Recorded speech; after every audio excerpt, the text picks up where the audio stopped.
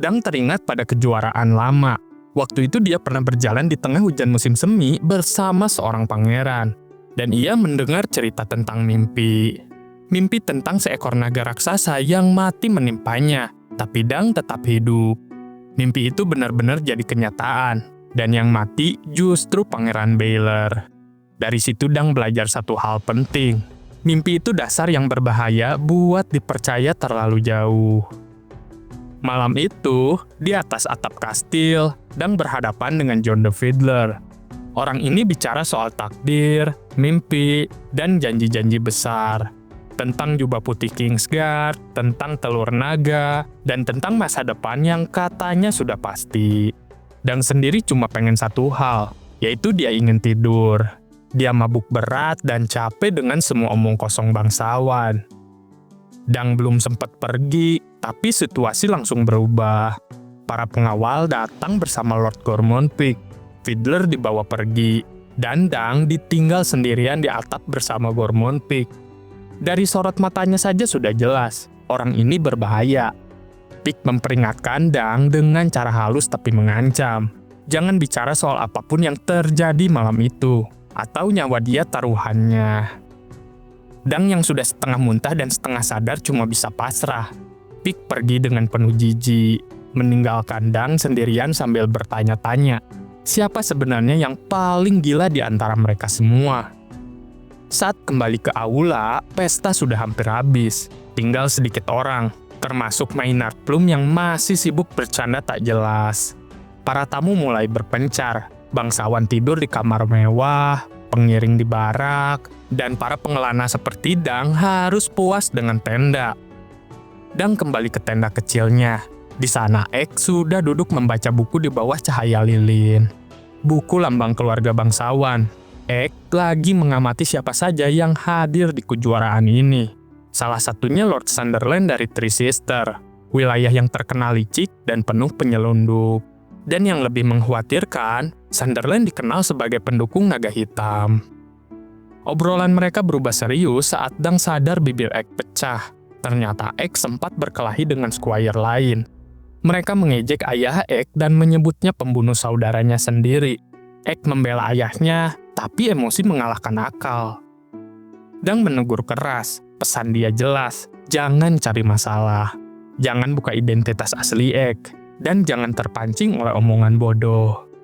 Gosip soal keluarga kerajaan itu sudah lama beredar di seluruh negeri, dan tidak ada gunanya diladeni. Ek, dengan polos tapi tajam, bilang satu hal yang bikin Dang terdiam. Kejuaraan ini terasa aneh. Banyak bangsawan mencurigakan. Banyak lambang lama yang seharusnya sudah hilang. Ini bukan sekedar pesta dan turnamen biasa. Dang menepisnya, tapi jauh di dalam hati, dia mulai ragu. Untuk berjaga-jaga, dia akhirnya memutuskan ikut turnamen, tapi bukan dengan nama aslinya. Hal itu terlalu beresiko. Dia memberi perintah terakhir pada Ek malam itu. Daftarkan aku sebagai peserta, tapi pakai nama lain. Nama yang sederhana, kasar, dan tidak menarik perhatian. Mulai besok, Ser dan Kendetol akan bertarung sebagai kesatria tiang gantungan. Dan tanpa mereka sadari, keputusan kecil itu akan menyeret mereka ke pusaran pengkhianatan, naga, dan mimpi yang terlalu berbahaya untuk diabaikan. Pagi hari di White Walls datang dengan panas yang keterlaluan. Matahari sudah menyengat sejak terbit, sampai batu-batu putih kastil memantulkan hawa panas seperti tungku. Udara kering, tanah berdebu, rumput tercabut, dan tidak ada angin sama sekali. Panji-panji di menara kastil menggantung lemas seolah ikut menyerah pada cuaca.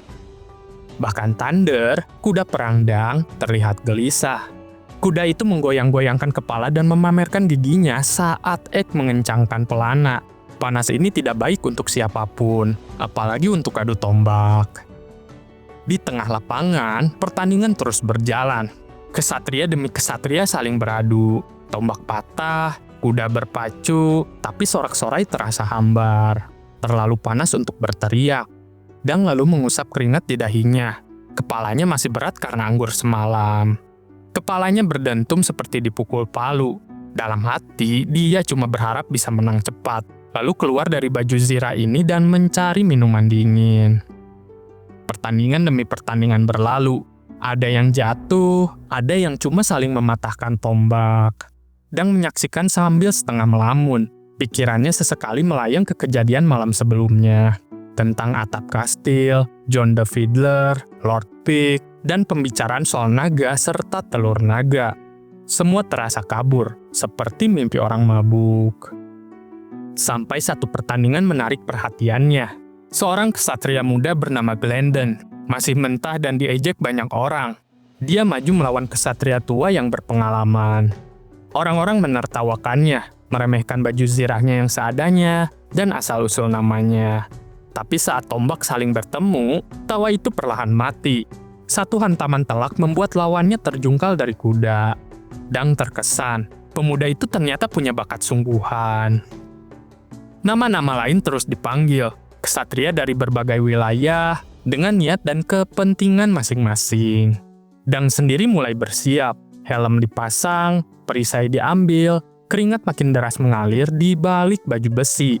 Ek seperti biasa, mencoba mengingatkan, masih ada waktu untuk mundur. Kalau kalah, mereka bisa kehilangan kuda dan baju zirahnya. Dan itu sama saja dengan tamat. Dang menepisnya. Dia tahu resikonya, tapi inilah hidup ksatria pengelana. Menang atau jatuh, tidak ada jalan tengah. Meski begitu, bahkan Dang harus mengakui satu hal. Adu tombak bukan senjata terbaiknya. Dia lebih mematikan dengan pedang, kapak, ataupun gada. Tapi hari ini, yang diuji adalah tombak dan keseimbangan di atas kuda. Di sela-sela itu, Dang melihat sisi lain dunia ksatria. Sir Kyle the Cat, seorang ksatria tua yang licik tapi cerdas, sudah punya rencana sendiri. Dia tidak berniat menang dengan gagah. Dia berniat kalah dengan sengaja. Semua demi satu tujuan, kembali mendapatkan pelindung dan tempat untuk mengabdi. Kehormatan ditukar dengan keamanan dan masa depan. Dang hanya bisa mengangguk. Dunia ini tidak hitam dan putih. Tidak semua ksatria bertarung demi kehormatan murni. Banyak yang bertarung demi bertahan hidup. Di bawah matahari yang membakar, di lapangan penuh debu dan keringat, Dang menunggu gilirannya. Dengan helm berat di kepala, tombak di tangan, dan nama palsu yang akan segera dipanggil, hari itu bukan lagi sekedar turnamen. Itu jelas ujian panas bagi tubuh, nyali, dan takdirnya. Turnamen terus berjalan, dan sekarang giliran Lord Geoffrey Caswell maju. Masih muda, kurus, dan kelihatan rapuh. Tapi setidaknya hari ini dia berdiri lebih tegak dibanding semalam saat tenggelam di genangan anggur. Lambang Centaurus kuning menghiasi perisai, helm, dan kudanya. Sayangnya, cara dia duduk di pelana sama sekali tidak meyakinkan. Rasanya, satu batu keras saja sudah cukup bikin dia jatuh. Seperti rencananya, Sir Kyle the Cat benar-benar menjatuhkan diri. Tombaknya melenceng, lajunya pelan, dan begitu terkena, dia jatuh berguling di debu. Caswell langsung bertingkah seperti pahlawan besar. Dang melihat semuanya sambil bersiap. Sekarang giliran dia. Perisai di lengan terasa berat dan canggung. Lambang orang tergantung di sana bikin Dang tidak enak hati. Menurutnya, itu pertanda buruk, tapi sudah terlambat untuk menyesal. Nama Dang dipanggil. Lawannya adalah Sir Uthor Underleaf, ksatria dengan lambang siput. Lawan yang terlihat tenang, rapi, dan percaya diri. Dari kejauhan saja kelihatan kalau perlengkapannya bagus.